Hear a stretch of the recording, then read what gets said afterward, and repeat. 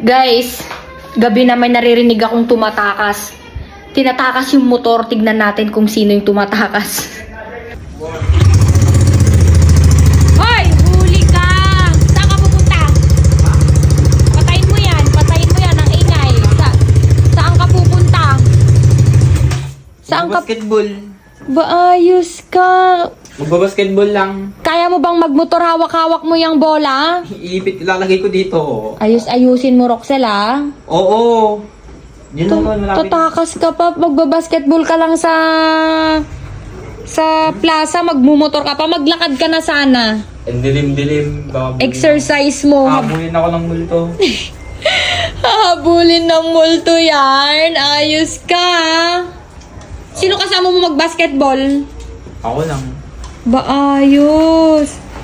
O, bilisan mo. Oo, sige lang. Yang bola pag nahulog yan, tapos maano sa gulong be. Iipit nga sa ano ko, kamay ko. Isa pa ako. Magdahan-dahan ka.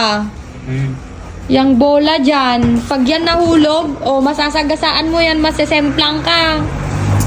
Oo, OA. Anong OA ka dyan? Sinasabihan lang kita dahil pwedeng mahulog yan.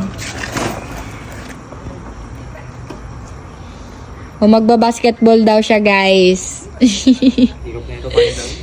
Anong oras na be? Alas 7 na. Sana kanina ka pa pumunta.